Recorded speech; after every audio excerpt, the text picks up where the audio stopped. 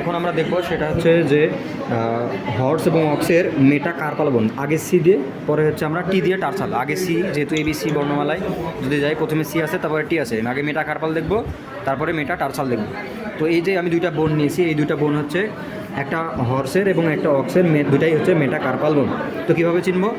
যে মেটাকার্পাল বোনে সাধারণত কী থাকবে, যে হর্স এবং অক্সের মধ্যে পৃথক করবো এভাবে যে মেটাকার্পাল বোন অফ অক্সে যদি আমি দেখি, অক্সে হচ্ছে যে মাঝখান দিয়ে এখানে কি আছে মিডিয়াল অ্যান্টেরিয়র গ্রুপ এবং ডিস্টালি একটা ফোরামেন থাকে, যাকে বলা হয় ডিস্টাল ফোরামেন। কিন্তু আমি যদি মেটাটার্সাল বোন অফ যদি হর্সে দেখি তাহলে মিডিয়ান গ্রুপ কোথাও নাই।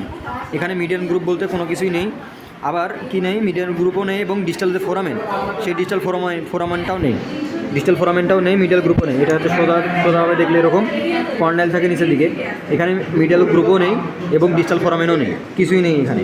তাহলে মেটাকার্পাল এবং মেটাটার্সাল বোনের মধ্যে এভাবে পার্থক্য করা যায়। তবে এর আছে আর কিছু জিনিস আছে যেটা মুখস্থ করতে হবে। সেটা হচ্ছে কি, যে মেটাকার্পাল বোন সাধারণত যদি আমি অক্সের ক্ষেত্রে দেখি, এই যে এটা হচ্ছে অক্সের আমাদের শরীরে মেটাকার্পাল বোন আছে মোট 5টা, কিন্তু অক্সের ক্ষেত্রে মেটাকার্পাল বোন আছে 2টার মধ্যে 1 নাম্বার এবং 3 নাম্বারটা প্রেজেন্ট থাকে, বাদ বাকিগুলো অ্যাবসেন্ট থাকে।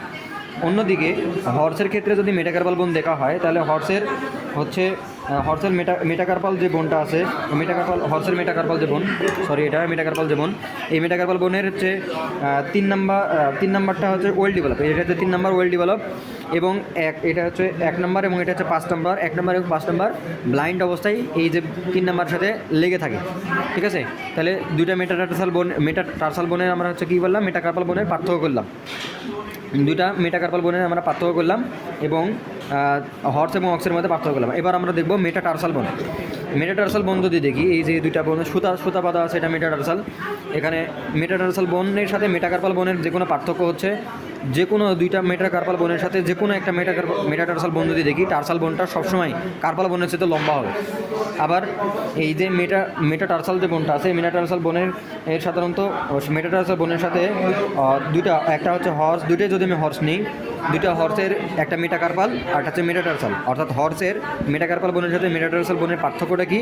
পার্থক্যটা হচ্ছে যে আমি যদি ডিস্টালি দেখি গ্রুপটা দেখবো, গ্রুপটা মেটাকার্পাল বোনের ক্ষেত্রে এই গ্রুপটা সাধারণত কী থাকবে, পাওয়া যাবে না। এই জায়গায় তো গ্রুপ পাওয়া যাচ্ছে না মেটাকার্পাল বোনের ক্ষেত্রে। কিন্তু মেটাটার্সাল বোনের ক্ষেত্রে যদি দেখি আমি, এই জায়গাতে গ্রুপ আছে, এই জায়গাতে আমি গ্রুপ পাচ্ছি, সেজন্য মেটাটার্সাল বোনে গ্রুপ পাওয়া যাবে, কিন্তু মেটাকার্পাল বোনে কোনো গ্রুপ পাওয়া যাবে না। এটা হচ্ছে মেন পার্থক্য গেল মেটাটার্সাল এবং মেটাকার্পাল বোনের ক্ষেত্রে। এবার আমরা যাব হচ্ছে ভার্টিব্রি, থোরাসিক ভার্টিব্রির সাথে লাম্বার ভার্টিব্রির পার্থক্য। থোরাসিক ভার্টিব্রির সাথে লাম্বার ভার্টিব্রির পার্থক্য হচ্ছে থোরাসিক ভার্টিব্রির স্পাইন, যেটা উপরের দিকে থাকে, ওইখানে স্কেলটন বন্ধ করে। আমরা এবার দেখব থোরাসিক ভার্টিব্রি এবং লাম্বার ভার্টিব্রির মধ্যে পার্থক্য। থোরাসিক ভার্টিব্রি কোনটা? থোরাসিক ভার্টিব্রি হচ্ছে এই যে, এটা হচ্ছে থোরাসিক ভার্টিব্রি, আর লাম্বার ভার্টিব্রি কোনগুলো? এই যে নিচের যে এগুলো আছে একদম সমান অবস্থায়, এগুলো হচ্ছে লাম্বার ভার্টিব্রি, আর এটা হচ্ছে থোরাসিক ভার্টিব্রি। এই থোরাসিক ভার্টিব্রি এবং লাম্বার ভার্টিব্রির মধ্যে মেন পার্থক্য হচ্ছে, থোরাসিক ভার্টিব্রি আমি স্পাইন যে দেখতে পাচ্ছি, স্পাইনটা অনেক বড় বড়, আবার লাম্বার ভার্টিব্রির ক্ষেত্রে এই স্পাইনগুলো অনেক ছোটো ছোটো থোরাসিকের সাইজে। আর থোরাসিক ভার্টিব্রির সাধারণত যে ট্রান্সভার্স প্রসেস আছে, এই যে এইদিকের এইগুলো বলা হয় ট্রান্সভার্স প্রসেস। এই ট্রান্সভার্স প্রসেস থোরাসিক ভার্টিব্রি এবং লাম্বার ভার্টিব্রির ক্ষেত্রে, থোরাসিক ভার্টিব্রির ট্রান্সভার্স প্রসেসটা ছোটো থাকে, কিন্তু লাম্বার ভার্টিব্রির ক্ষেত্রে এই যে ট্রান্সভার্স প্রসেস, ট্রান্সভার্স প্রসেসগুলো অনেক বড় বড় থাকে লাম্বার ভার্টিব্রির ক্ষেত্রে, কিন্তু থোরাসিক ভার্টিব্রির ক্ষেত্রে সাধারণত ট্রান্সভার্স প্রসেসটা অনেক ছোটো থাকে। আর কিছু জিনিস পড়ে নিতে হবে যে কত নম্বর থোরাসিক ভার্টিব্রি সবচেয়ে বড় এবং কত নম্বর সবচেয়ে ছোটো। এবার লাম্বার ভার্টিব্রি অক্স এবং হর্সের মধ্যে পার্থক্য দেখব। লাম্বার ভার্টিব্রি অক্স এবং হর্সের মধ্যে পার্থক্য এখন দেখা শুরু করবো, বন্ধ করো। এই দুটোই হচ্ছে আমরা কি এবার দেখবো থোরাসিক ভার্টিব্রি। তো থোরাসিক ভার্টিব্রি বলতেছি, লাম্বার ভার্টিব্রি একটা হচ্ছে অক্সের আর একটা হচ্ছে হর্সের। অক্সের যে লাম্বার ভার্টিব্রি আছে, এই লাম্বার ভার্টিব্রির ক্ষেত্রে আমি দেখতে পাচ্ছি যে এই দুটো হচ্ছে ট্রান্সভার্স প্রসেস, এটাও ট্রান্সভার্স প্রসেস, কিন্তু এটা হচ্ছে হর্সের। তো ট্রান্সভার্স প্রসেস যদি আমি অক্সের ক্ষেত্রে যদি দেখি, যে তাহলে কী হচ্ছে, যে ভালোভাবে যদি খেয়াল করি, লম্বা অনেক বেশি এবং সামনের দিকে এসে ইনক্লিন ক্রেনিয়ালি, এই যে সামনের দিকে এসে ইনক্লিন ক্রেনিয়ালি হয়েছে, সেজন্য এটা হচ্ছে অক্সের। আর হর্সের আরেকটা কি, হর্সের সাধারণত যে লাম্বার ভার্টিব্রি আছে, এই লাম্বার ভার্টিব্রি খুব বেশি লম্বা হয় না, কিন্তু এটা অক্সের মতো এত বেশি ইনক্লিন ক্রেনিয়ালি হয় না, এক জায়গায় ব্লেন্ড হয়ে গেছে। এই দুটো হচ্ছে মেন পার্থক্য। লাম্বার ভার্টিব্রি অফ অক্স এবং হর্সের।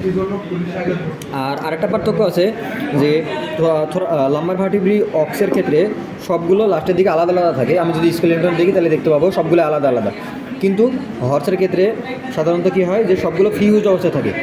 আরেকটা কথা যে চিকেনের ক্ষেত্রে লাম্বার ভার্টিব্রি এবং স্যাক্রাল ভার্টিব্রি পরপর ফিউজ অবস্থায় থাকে, যাকে বলা হয় সিনস্যাক্রাম। এবার আমরা লাম্বার ভার্টিব্রির পার্টগুলো দেখব।